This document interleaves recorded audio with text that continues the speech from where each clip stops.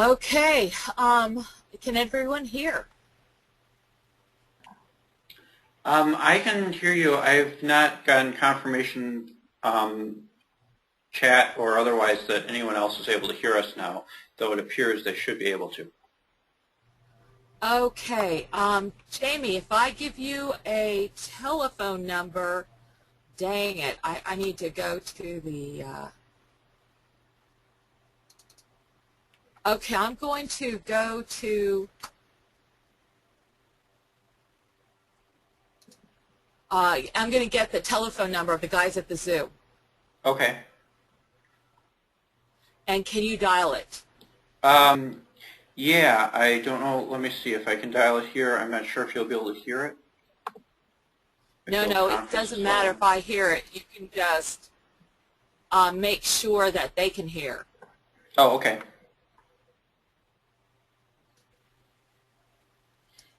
Will this go directly to them, or do I need to ask? I can do it. I can do it. Oh, okay.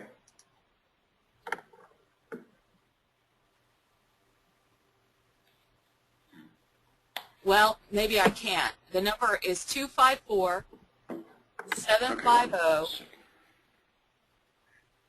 Did you get it? 254-750-8400? Yeah. And then I have a backup number if that doesn't work. Actually, can you hear me right now? Yep. Okay, I'll just I'll dial this on speaker here, and then you'll be able to hear them. Okay.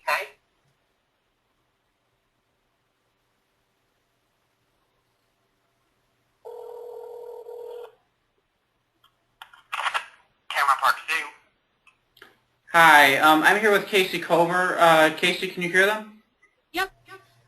We're trying to confirm that the keepers are able to hear the webinar because we are not seeing confirmation. Okay, do what now?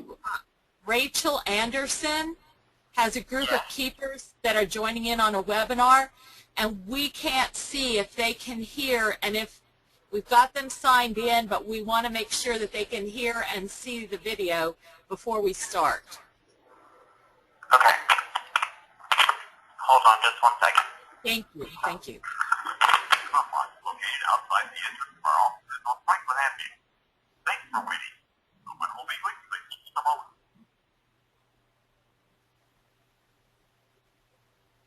Thanks for waiting. Being a member of one of Waco's 24 neighborhood associations is a good way to be involved in what's happening in your area. Find out about the neighborhood association in your area. Call 750-5650. And thanks. Jamie, are you there? Yep. Oh, it's ringing. Just a reminder to start the record. It is.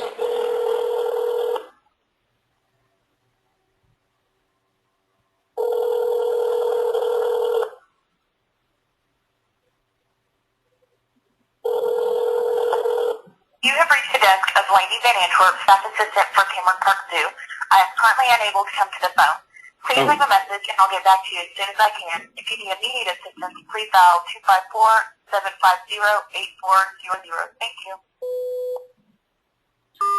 Okay, well, we just got a voicemail there. Right. There's nothing we can do. Okay. It shows me on here that there's, it shows me like the one person that Michelle has this program pulled up on their computer, and then the other one. Let's just go ahead and let's do it. Okay. Because we'll record it anyway and people can see it later. Yeah, it's recording right now, so. All right, here we go. Welcome everyone. This is a webinar on introducing people to some protocols for teaching animals to cope with arousal and stress. And it's not just about teaching the animals, it's about managing the animals in such a way that we support their ability to cope with the stress and the conditions of the environment and the procedures and the public intervention, the interactions with the public. And I'd like to start by just showing a piece of video of a crab. And this crab, it's very short, but I just like to make the point that you can train anything and you can train them quickly. This is a crab we did some research with at Albany University. His name is Spike. And I needed to be able to look at his shell under a microscope. And so I needed to be able to take him out of his tank and carry him safely through the lab. And first we taught him to go into a net. In fact, we had 13 crabs, and they all learned to do this very quickly. And you see, he doesn't walk backwards. He walks sideways, so I have to go back and forth with him. And then he tucks himself into the bowl, and he works to a target. And he just got fed there. But if you look in the bowl, the food's still on the bottom of the bowl. Now this shows you how much he's adapted. He's a little bit tense here, but he's okay. Now an untrained crab will just try to run right out of the bowl. And when we started this study, it turns out that a stressed crab can drop his claws. And that's very hard on his body, and it's also not good for the study. So we wanted to make sure that we didn't stress the crabs in the process of trying to collect the information on them. And as a matter of fact, when Spike first started, he was missing one of his claws. And it took very, very little time to teach the crabs to do this. All of them learned to do it. And then just to test it, later on I tried it with an untrained crab, and she jumped right out of the bowl onto the floor. I never did it again. I was so relieved that she didn't crack her carapace, which would have been fatal for her. So I learned my lesson, and it really clearly showed me how important it is to teach the animals and not just handle them. It doesn't matter how well we handle them sometimes, because if they get worried, the damage can already be done. When an animal gets stressed, they produce toxic proteins that can damage their organs and even kill them on the spot, as we probably all know. And even if it doesn't kill them on the spot, there can be residual effects. A single large stress can make an animal 3 times more likely to get sick or die for an entire year. And the blood gases won't go back to normal for over a month. So it really affects the animal physiologically. Now, in addition, it makes our life a lot easier if they don't get upset, and if they do understand, and if they do cooperate. I'd like to show a video of a rhino that has an abscess under his horn. And when you first see him, you'll see he's agitated, and the guys at the zoo weren't sure if the rubbing started as a result of the abscess or the abscess formed as a result of the rubbing. But of course, we try not to anesthetize an animal if it's not necessary, and this wasn't deemed serious enough to put him under, but it would sure be nice to be able to flush it. And so this takes a few minutes out of a single session. Here we go.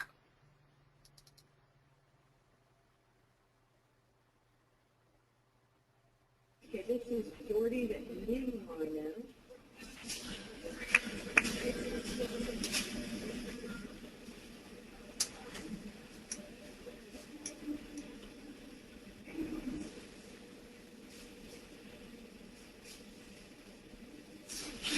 You're rubbing. That's rub.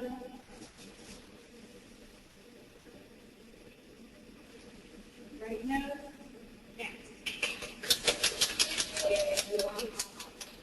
There you can see the entrance into the abscess in the center of the horn and the right side.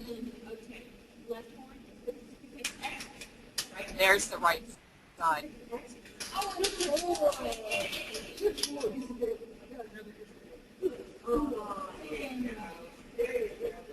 Okay. Right horn.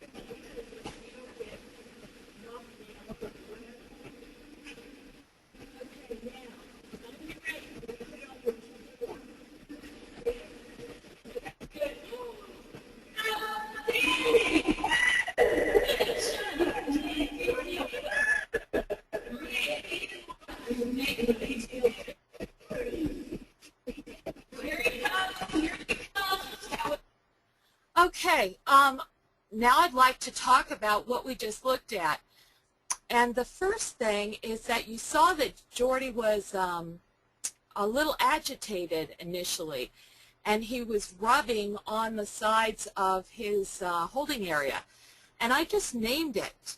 I named it, that's rubbing. That way I can tell him what I'd like him to do about rubbing later. So we can name things as the animal's focused on them.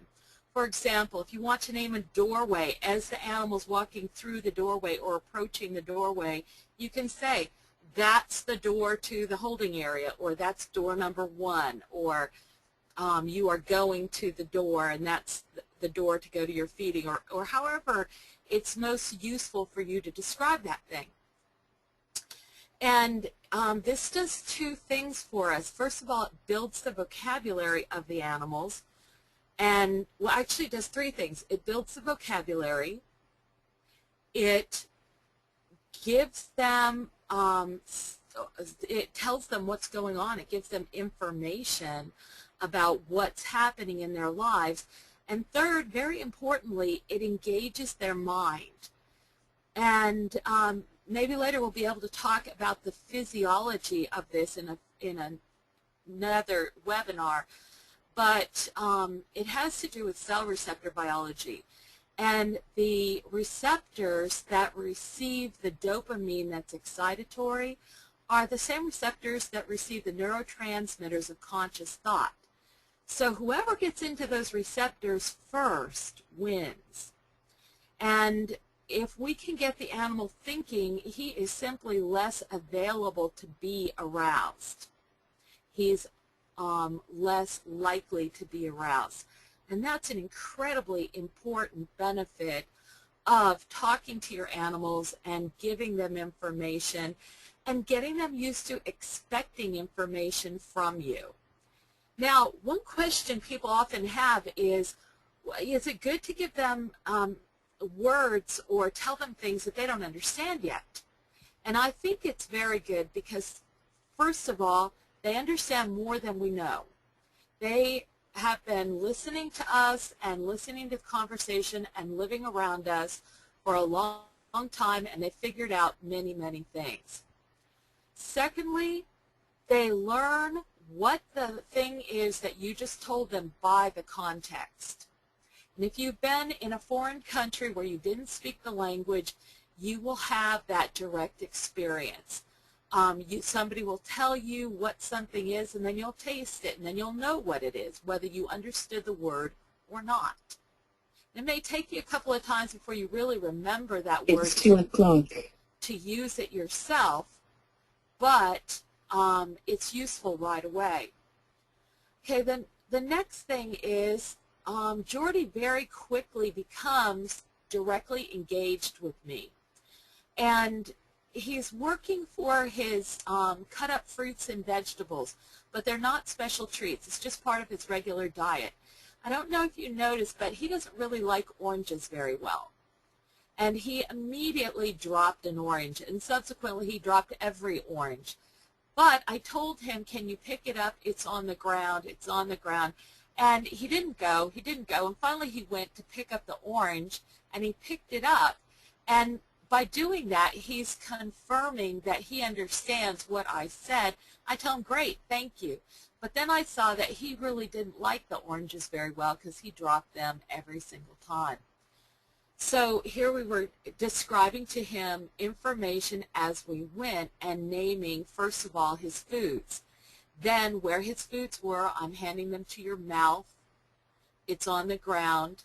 Then his body parts. This is your muzzle. This is your nose. This is your horn. This is your head. Can you put your head up? This is your right horn. This is your left horn. So we're naming the body parts as we go. Thirdly, we name the orientations: up, down, right, left. You're turning away. I need you to come to me. And that tells him, that gives him more information that's very helpful to him. Another thing that's very important is that when the information is given, there's a little bit of a pause. It's about 3 seconds. It turns out that that seems to be the average time for an animal to process information, although some will be slower, some will be faster, and the more fluent they become with the language, the faster they become as well. So when you tell the animal, I need to touch your ear, are you ready? Well, at first that doesn't mean anything.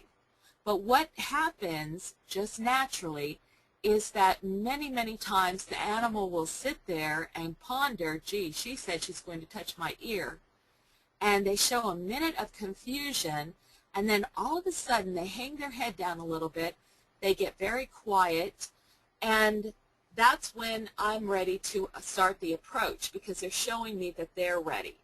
They can stop my approach at any time simply by turning away or getting a little bit aroused, because the thing only goes forward as long as they are driving it forward by their cooperation.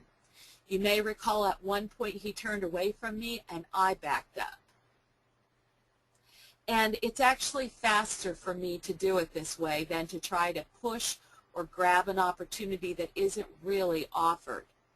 So then when the animal assumes the ready position, then I can say, all right, here I come, good, good, good, good, good, good, good, good, good, or X, X, X, X, X, X, X. Doesn't matter what bridge system you use, it just needs to be hard, short, crisp sounds. And you can mix and match them. You can say, good, good, good, good, good, good, X, X, X, X, X, X, X, X, X, good, da, da, da, da, da, da, da, da, key, key, key, key, key, key, key, key, key, da, all right? And the animal gets all kinds of information from that feedback, and that's another whole webinar in itself. We have identified over 10 distinct uses for the intermediate bridge. And the intermediate bridge, or success signal, is the signal that tells the animal he's not done yet, but he's on his way to success. And it sounds like this. It's about just under 8 beats a second when you get used to doing it. The terminal bridge, or the success signal, tells the animal you did it. You're done now, or you've just hit a milestone and we're going to keep going. Either one, it does not stop the behavior. And that sounds like X, or key, or good. So together it would sound like good, good, good, good, good, good, good, good, good. Key, key, key, key, key, key, key, key, key, good. X, X, X, X, X, X, X, or any combination of those. Don't feel bad or don't worry if it takes a while for your bridging to get to that point. It will happen. And just be gentle with yourself. It's just like anything else. It's just a little physical skill, and it takes a while to get used to it. Also, one of the biggest problems people have when they start doing this is they forget to bridge. And they don't understand why the animal's not making the progress they're hoping he'll make. Well, you're not giving him any encouragement or any confirmation that he's being successful. And for this reason, it can be really helpful if you work in pairs or even more, so that the other people that are watching are conscious and bridging the animal while you are busy thinking about what you're going to do, what you're going to tell him, what you're going to show him. So that can be a very good way to get started. What I'd like to do is take us back to the beginning of this video. Okay, this is Jordy, the Indian rhino. Okay, there you can see the abscess. There's one entrance. And he just left right away. And the animals will time themselves out sometimes, and I let them go.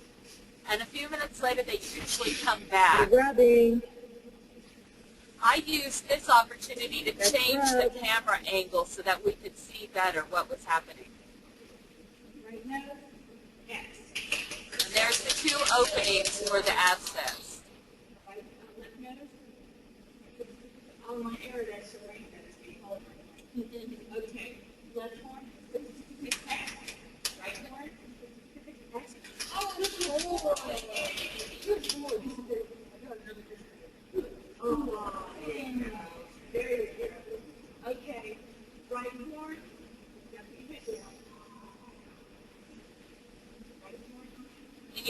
did put his head down. There's a little delay.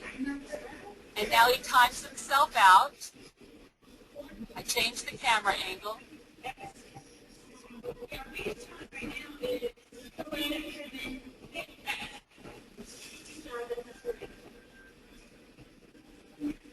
There's the orange that he dropped.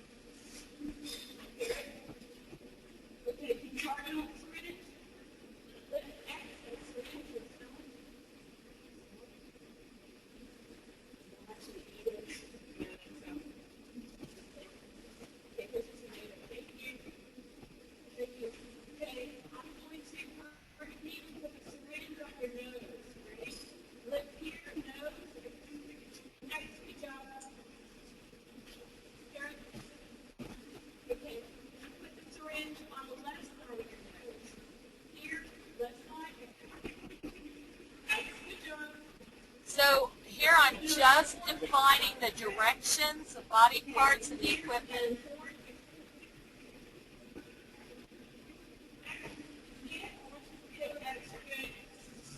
Little displacement there.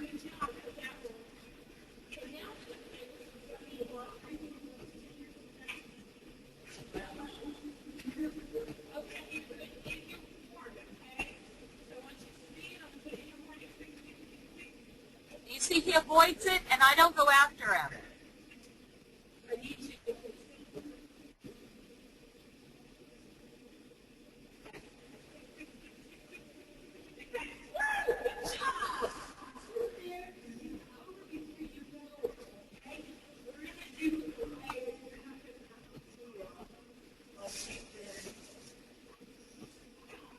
Okay, now I'm going to go fill the syringe with water to do the second part. And please watch what he does when I leave.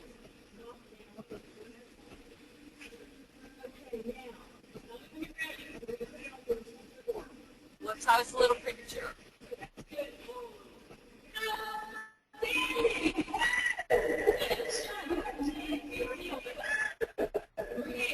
And did you see he threaded that right in?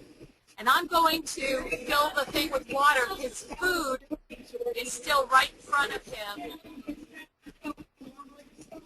But he wants to see what I'm doing.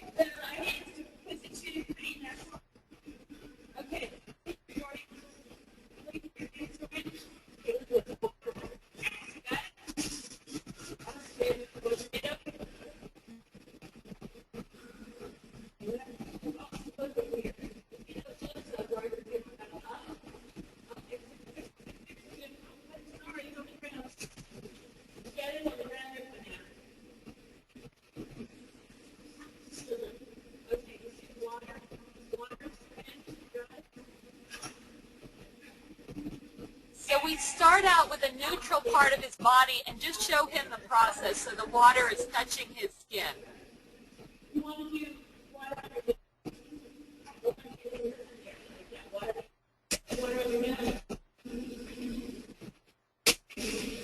So the only variable is what the procedure is, and he's not worried about pain. Now we're going for the abscess.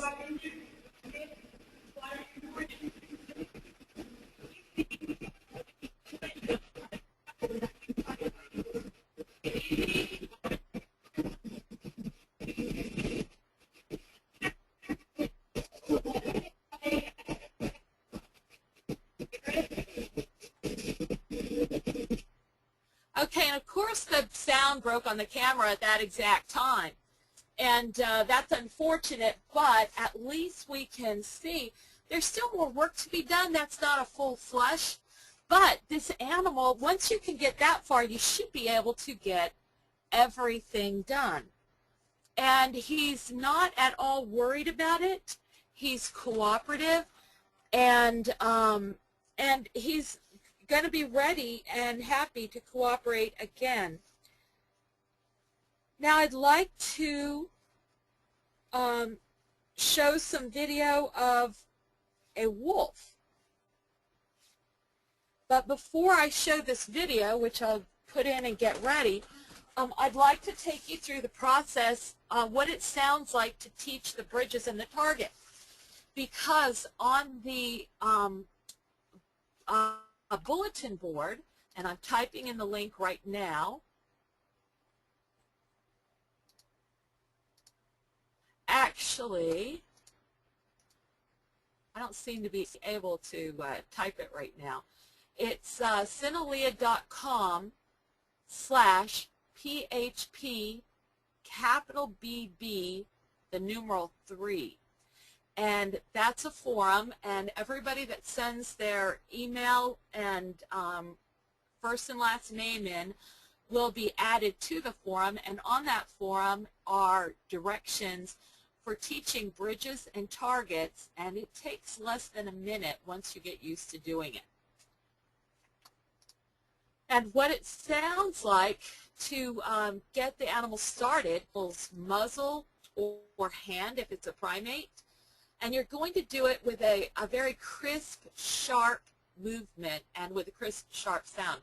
And it's going to be like this, X or key. And it doesn't matter which one you use. You can teach 2 different ones, and after that they'll generalize. And as long as you use it like an intermediate bridge, they will get it. What you don't want to do is do not use smooth sounds like la la la la la or ma ma ma ma ma ma ma ma ma. Those will fade into the background. What we want is something that marks an instant in time so that the animal knows the instant that he last did something that was successful. Okay, thank you, Jamie, for putting up the link for the forum. And you won't be able to get on it until I add you onto the list. Here's a wolf. Have your left side. And we'll start at the beginning here. Now this wolf had a total of about 2 hours of training information. Good job. All right. Remember, spell for spell. So we taught names of people. Okay. Nice work. Okay. You see I have 3 different targets, a hand target, a pole target, and a station target. Good. Station. And there's the intermediate bridge, Good. Nice work. encouraging him. And he learned his directions and body parts.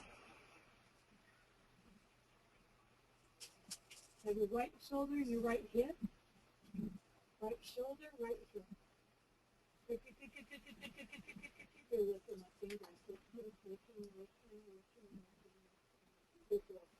Have your right shoulder and your right hip. Left shoulder. Good. Left. Left. Good. That's your right shoulder. Right shoulder, right hip. There you go. And there's that ready position that I was describing. Outstanding. It's like your left side. This is your right side. Right, X, right rear. Okay, this is your right side. Where's your left side? Good boy. Good, easy. See the animal coping. He's a little excited and he's coping with it. And we named his coping, we named his relaxation easy. Good. Left side. Here's your muzzle. Good. And your shoulder, outstanding. Woo. You notice we don't try to go for more than they give us. That's left. Woo. Yeah. And each time they give us more. Now I had never met this wolf before. And at the end of the session, he was laying next to me on the ground, thrusting his feet out to me to be rubbed, and I could touch all over his body, and somebody from the preserve was behind me, and this person knew this wolf, and I heard them just say, "That is amazing." But it isn't really so amazing, because I'm giving him information that he wants. He wants to know, what are these body parts? And what are you doing? What do you call that? And he wants to know that I am recognizing him as an intelligent being who has choices. And when I tell him, I'm going to do this to you, and I'll do that and no more if you agree, and I show that I will honor that, then he's much more willing to interact with me. I was at one aquarium, and one of the staff said, well, how do you teach an animal to accept a needle? And I said, well, I'll show you.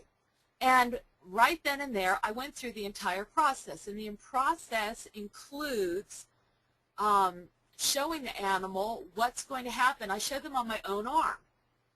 And I prick my own skin, and I say, ouch, and I tell them it's going to hurt. And then I show them the needle and the syringe, and I show them the body part where the needle will go in. And then I tell them, we're going to stick this in your scruff. Are you ready? Good, good, good, good, good, good, good, good, good, good, good, good. So with this human, I did this entire process, but I really wanted to make the point. So when I said, are you ready? I'm going to prick your skin, or I'm going to pinch your skin. Are you ready? He said, yes. So then I bridged him, and I went in, and man, I just pinched the heck out of his arm. And I said, did that hurt? And he said, yes. And I said, all right, can I do it one more time? And he thought about it for a second. He said, all right. And I said, thank you very much. I said, okay, are you ready?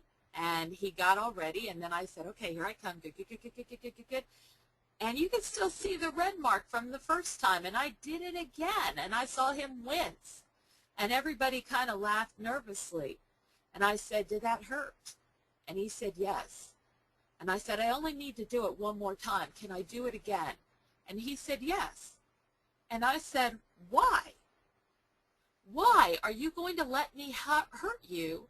I showed you I'm going to hurt you. You tell me it hurts you, but you're willing to let me hurt you. Why? And that is a really important question for all of us, because we all know that we trust our animals in ways that many people would find surprising or maybe even foolish.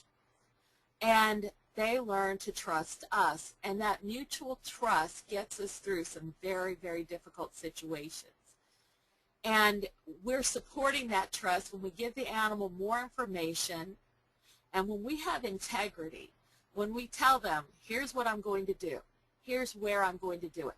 I think it's going to hurt. I'll hurt you as much as necessary and no more. If you won't do this, I will have to use the squeeze cage. Or sometimes, if you won't do it, it'll just be a timeout. And what we find is we'll get 95 to 99% cooperation, even in really difficult situations. In the booklet, Talk to Me, I write about a gray seal, Lila, who had a chlamydia infection in both eyes. She was already blind. She was in great pain and discomfort. Her eyes were constantly exuding mucus and fluid. They were all cloudy. She showed a lot of tension in her front flippers and stood up on her little nails. She was showing tension in her face and the way she breathed and the way she kept her whiskers. She was staying out of the water, but all around her face was smeared with this exudate from her damaged eyes. And the vets wanted to give her a bolus of retroorbital penicillin. We didn't know if there was pain reception there, but we knew it would normally be a painful injection.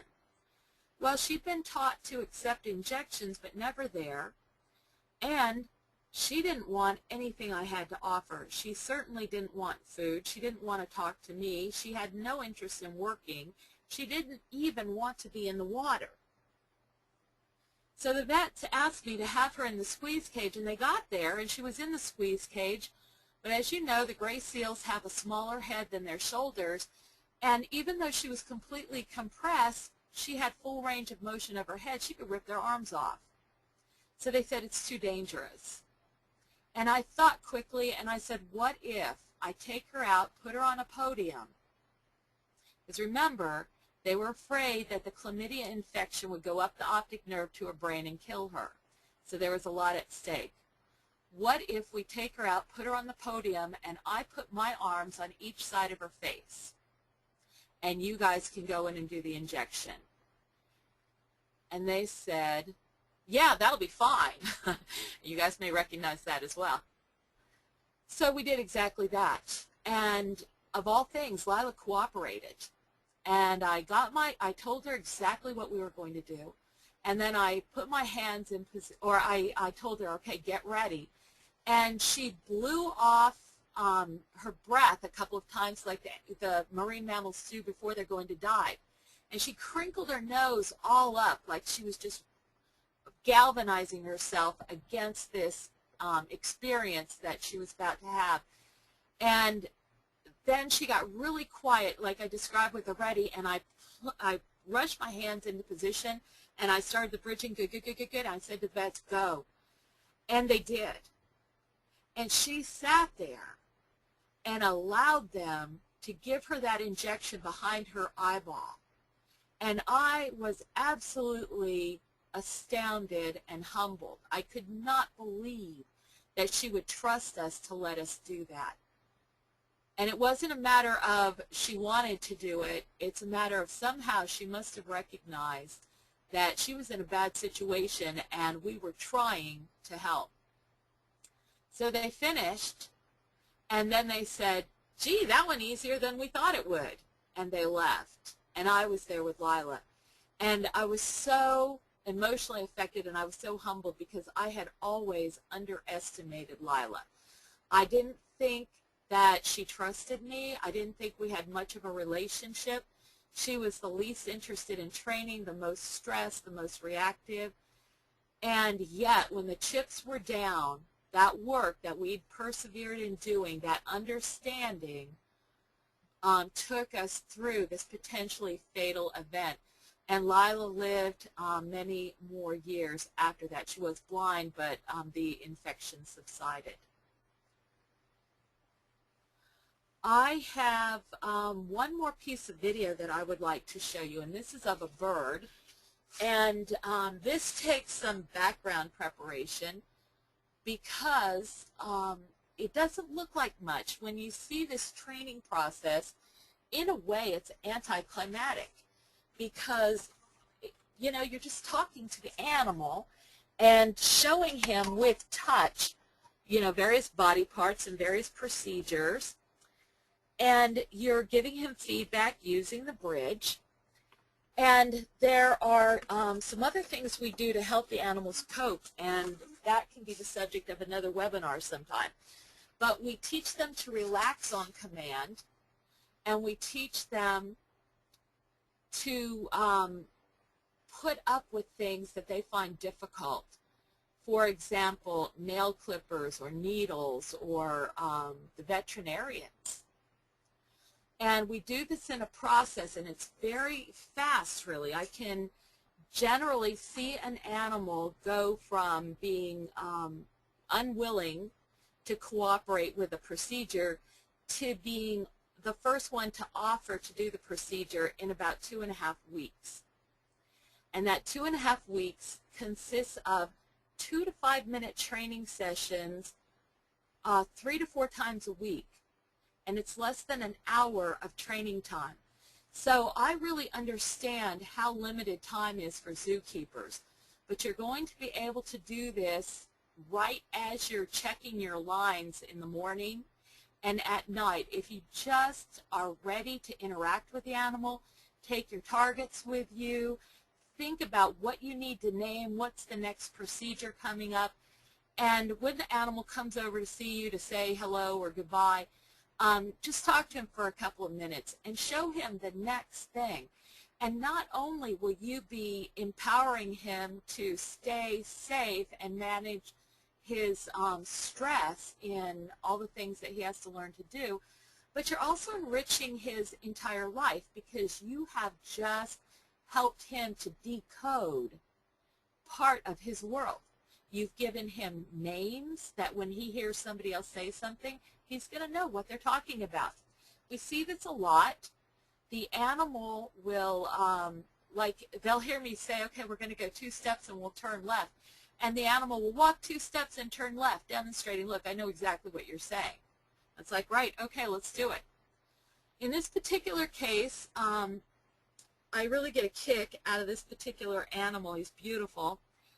And we had worked with a lot of animals at this particular zoo, and one of the trainers said, you know, I want to believe you, and my heart wants to believe you, but my head just can't. And I said, well, how can I help you with that? And he said, if you could train an animal that had never been trained. I said, all right, do you have such an animal? He said, yeah, I have an animal that we haven't been able to train. And I said, all right, well, can you bring him? And he said, yeah. And then I guess, well, the other people were going to get him. His conscience got to him a little bit. And he said, remember when you were in high school and there was those little short buses that would pick up the kids for the special classes? Yeah? Well, this bird should be on that bus. And I said, what will you do when this bird learns as quickly as every other animal we've worked with? And he said, I'm afraid. I'm really afraid. And the bird did learn as quickly. And it was really funny because we can all identify, I've been in exactly the same situation they were in. And they wanted me to train the bird while he was on somebody else's arms first. And then they wanted me to take him on my arm and do some training, which I did, but we don't have it in this particular set. And then they said, all right, we'll really be convinced if you can work with him when he's free in his aviary. So the video I'm showing you is the very first part of the first training where we're naming body parts and what we're doing. And then I go into his aviary, and I have to stand on a log, and of course he can fly away or go to the far end of his aviary or whatever, but he doesn't. He comes right over to me, and he interacts, and he works. And so I really got a kick out of it, and it explains why you see the very first shot the way it is. So here we go. This is a baza, or an Australian crested hawk. It's beautiful.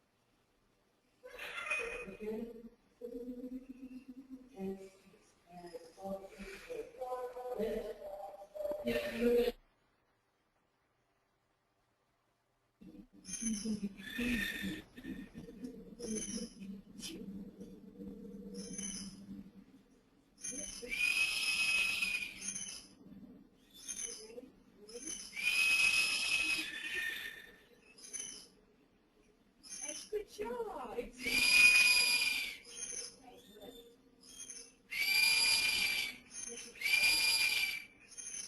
That's touching his chest.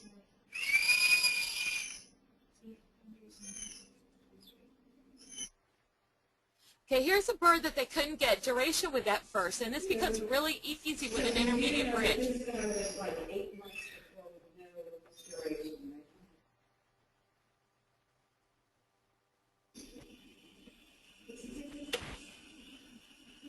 right? Well, that's nice. That's much bigger than.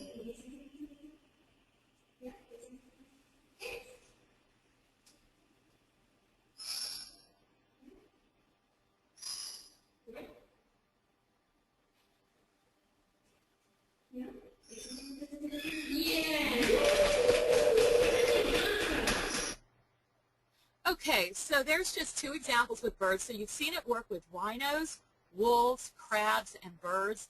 I started out as a dolphin trainer. I've trained monkeys to be aids for quadriplegics. I've worked with great apes with communication. I've worked with chickens doing a Wild West show, and crabs getting in and out of bowls. I don't see any difference in the rate of learning, no matter what the animal is. The limiting factor seems to be me, my ability to arrange what I need to say so that I can deliver it to the animal quickly and with the right kind of feedback. And when I can do that, the animal can learn as quickly as it's possible to learn. We've recorded this session. We will make it available.